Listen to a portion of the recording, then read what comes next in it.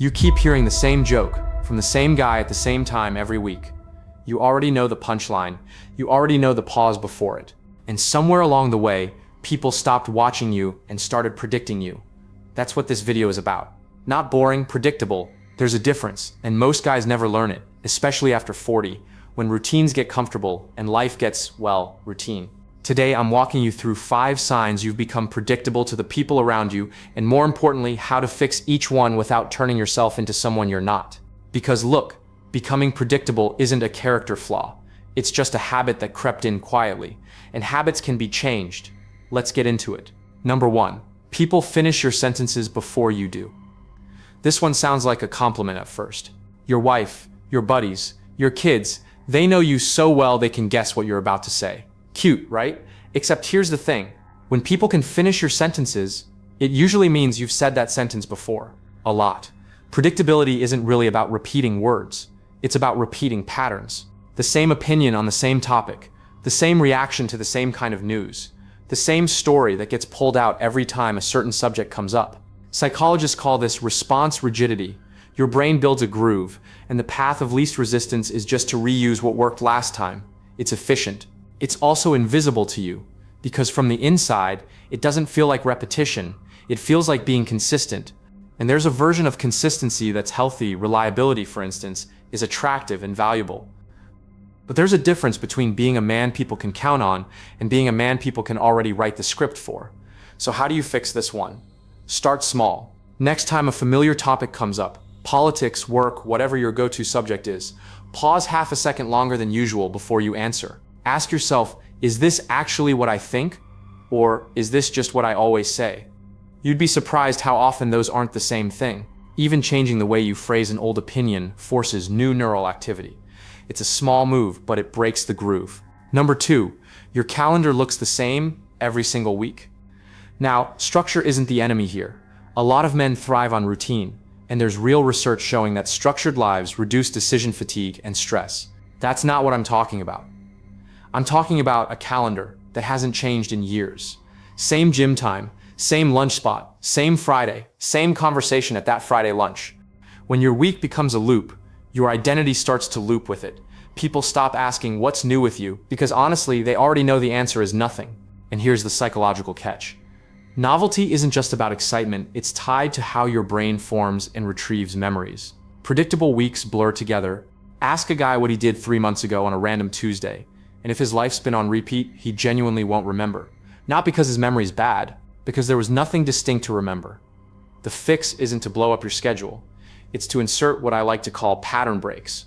One new variable a week, a different route to work, a new restaurant instead of the usual one, a conversation with someone outside your normal circle. Small disruptions like this don't just make life more interesting to other people, they make it more vivid to you. And honestly, that's half the point. Predictability isn't just something that happens to your relationships. It happens to your own sense of time. Number 3, you've stopped surprising the people closest to you. This is a big one, and it sneaks up on guys in long marriages or long friendships especially. Early on, you probably did things that caught people off guard. You'd suggest a random trip, show up with something they weren't expecting, take an interest in something new just because it caught your attention. Somewhere along the way, a lot of men quietly retire from that, not because they stop caring. Usually it's the opposite. They get comfortable, and comfort tells the brain, we don't need to try as hard here anymore. But here's the thing about the people who know you best. They didn't fall for a routine. They fell for a person who kept revealing new layers. When that stops, the relationship doesn't necessarily get worse. It just gets quieter, flatter. And a lot of men mistake that flatness for stability, when really, it's stagnation wearing a stability costume. The fix here is simple, even if it feels a little unnatural at first. Do one unexpected low-stakes thing a week for someone close to you. It doesn't have to be big. It doesn't have to cost anything. It just has to be something they didn't see coming. The goal isn't grand gestures. It's proving in small repeated ways that you're still capable of surprising them. That capability is a big part of what keeps attraction and respect alive in any relationship, romantic or otherwise. We're 3 signs in. Let's keep going, because the next 2 are the ones most men don't even realize are happening until someone points them out. Number 4, your opinions have an expiration date you never checked. Here's a question worth sitting with. When's the last time you actually changed your mind about something that matters? Not flipped for convenience, not caved because arguing wasn't worth it. Actually updated your view because new information came in. If you're drawing a blank, that's worth noticing. A lot of men, especially as they get older, start treating their opinions like they're part of their identity instead of just conclusions they reached at some point. And once an opinion becomes identity, changing it feels like losing a piece of yourself. So you don't change it.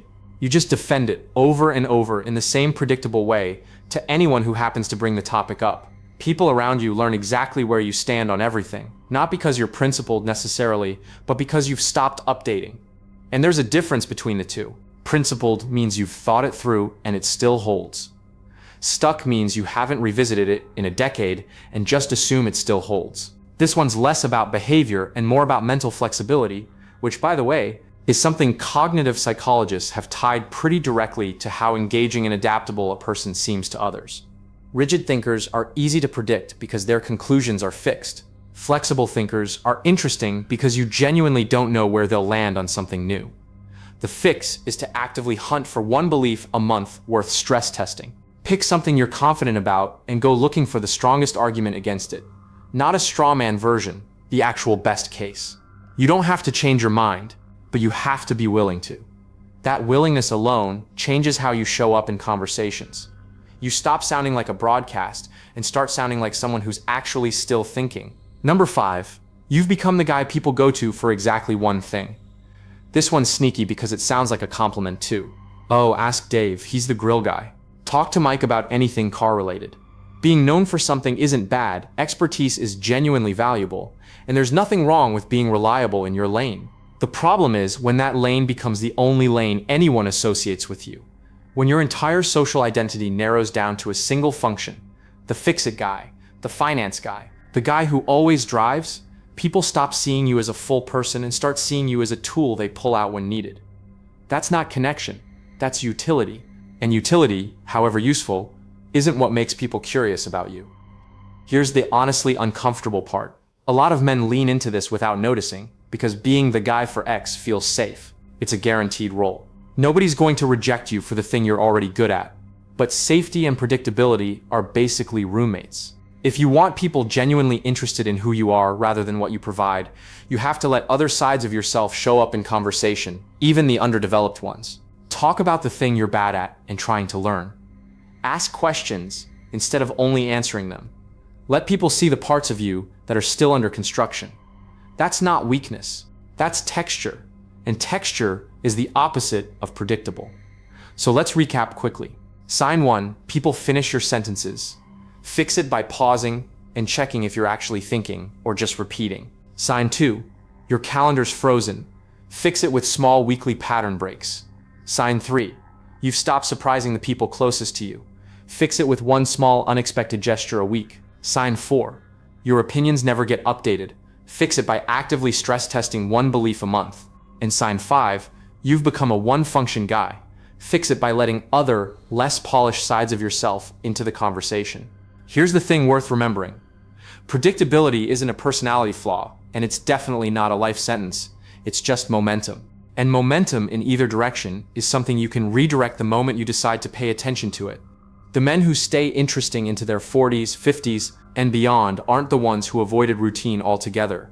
They're the ones who kept leaving a little room for surprise in their thinking, their habits, and their relationships. So be honest with yourself for a second. How many of these 5 hit close to home? Let me know in the comments which one you're working on first. If this helped, drop a like and subscribe for more on confidence, psychology, and communication. Thanks for watching. I'll see you in the next one.